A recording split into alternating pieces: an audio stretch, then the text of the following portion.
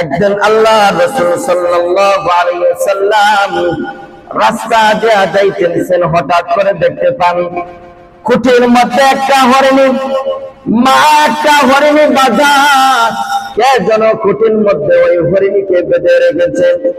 হঠাৎ করে হরিণী রাসূলকে দেখতে পায়, বলেন রাহমাতাল লিল আলামিন পয়গম্বর নবীজি, এক ইহুদি আমাকে 3 দিন ধরে এই খুঁটির মধ্যে বেঁধে রেখেছে, খানা দেয় না, পানি দেয় না, জঙ্গলের মধ্যে আমার বাচ্চাদেরকে রেখে আসি, 3 দিন ধরে তাদেরকে দুধ খাওয়াইতে পারি না। নবীজি আমাকে খুঁটির মধ্যে থেকে রশিটা ছেড়ে দেন, আমি আমার বাচ্চাদেরকে জঙ্গলের মধ্যে গিয়ে দুধ পান করাইয়া চলে আসবো। খেয়াল করেন, নবীজি পয়গম্বর মনে মনে ভাবতেছেন, আসলে ওই যে হরিণীকাকে বেঁধে রাখছে মালিকের তো অনুমতি নাই, সেজন্য আমি ছাড়তে পারবো না। নবীজি চিন্তার মধ্যে পড়ে গেলেন। হঠাৎ করে আল্লাহ পাক রব্বুল আলামিন নবীজির কাছে ওই পাঠাইলেন, পয়গম্বর নবী, আপনি ইহুদির কাছে যান, আপনি যাওয়াটা ওই ইহুদি মুসলমান হওয়ার কারণ হবে, হেদায়েতের কারণ হবে। পয়গম্বর নবীজি ইহুদিকে ডাক দেয়া বলতেছেন, ও ইহুদি ভাই, তুমি নাকি 3 দিন ধরে হরিণীটাকে খুঁটির মধ্যে বেঁধে রেখেছ? বলল হ্যাঁ। তুমি কে? আমি আব্দুল্লাহর ছেলে মুহাম্মদ। কার ছেলে? মুহাম্মদ। আমি আব্দুল্লাহর ছেলে মুহাম্মদ। ও ইহুদি ডাক দেয়া বলে, আমাদের এলাকার লিডারের বংশ, আমাদের বংশের লিডাররা যে মুহাম্মদকে পাগল বলে জানে, যে মুহাম্মদকে মারার জন্য ষড়যন্ত্র করে, তুমি সে মুহাম্মদ নাকি? আব্দুল্লাহর ছেলে মুহাম্মদ নবীজি ডাক দেয়া বলে, ও ইহুদি ভাই, আমি সেই মুহাম্মদ। বলতেছে, কেন আসছো? তুমি 3 দিন ধরে একটা হরিণীকে খুঁটির মধ্যে বেঁধে রেখেছো, ওই হরিণীটাকে ছেড়ে দাও। ওই হরিণী জঙ্গলের মধ্যে গিয়া তার বাচ্চা আছে, বাচ্চাদেরকে দুধ খাওয়াই আবার চলে আসবেন।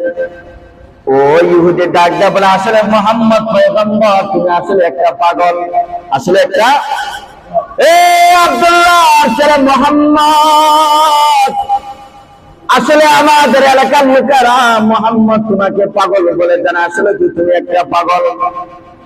এই প্রাণীগুলোকে যদি আমি ছেড়ে দিই, প্রাণীগুলো তো জীবন আসবে না। তুমি কি পাগল হয়ে গেছো? তুমি তো আসলে একটা পাগল। এগুলোকে যদি আমি ছেড়ে দিই, আর তো জীবন আসবে না।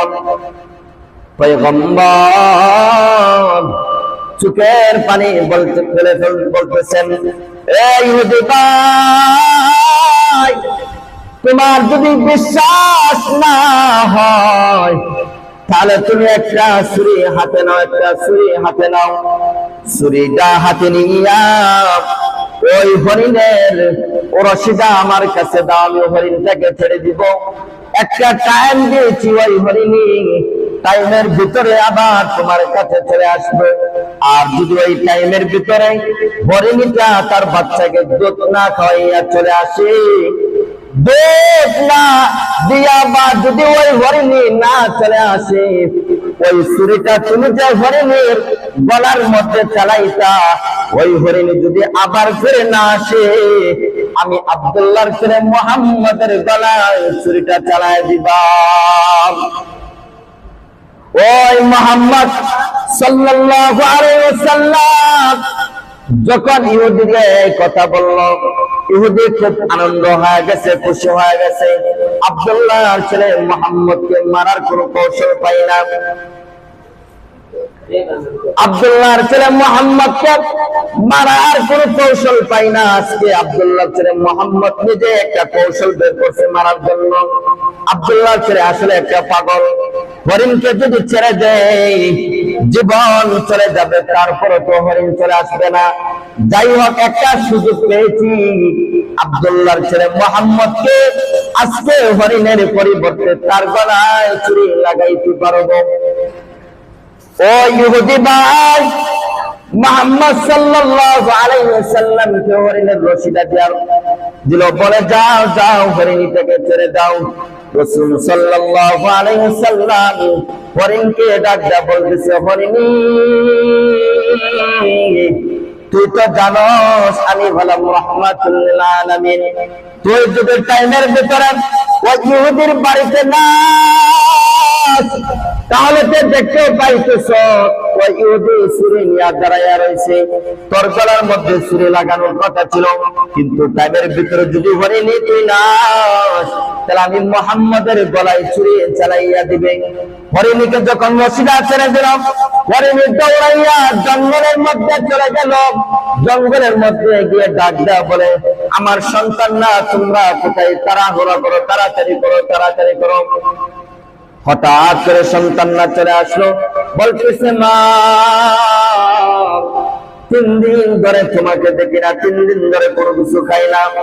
মা তোমাকে কে বেঁধে রেখেছিল? মা ডাক দেয়া বলে, সন্তান এক ইহুদি খুঁটির মধ্যে আমাকে 3 দিন ধরে বেঁধে রেখেছে, এখন কিভাবে ছুটে আসলা? মা ডাক দেয়া বলে, রাহমাতুল লিল আলামিন নবীজি রাস্তা দিয়ে যাইতেছেন, হঠাৎ করে আমার সাথে দেখা হয়েছে। আমি বলতেছি নবীজি আমার রশিটাকে ছেড়ে দেন। ওই নবীজি দয়া দেখাইছে ইহুদিদের দিকে নিয়ে, তার নিয়ে আমাকে ছেড়েছে, তাড়াতাড়ি দুধ খা।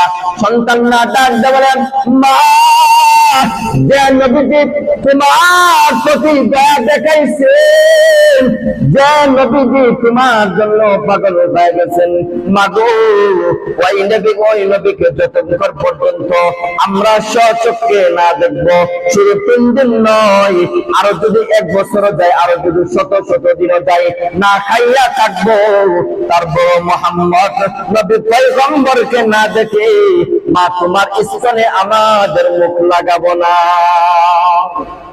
সুবহানাল্লাহ। ওই বাচ্চারা কথা বলে মাকে নিয়ে ইহুদির বাড়িতে চলে গেল। ইহুদি তাকাইয়া দেখে আশ্চর্য ব্যাপার, বনের হরিণও দেখি মুহাম্মদকে চিনে ফেলছে, টাইমের আগে ইহুদি চলে আসছে।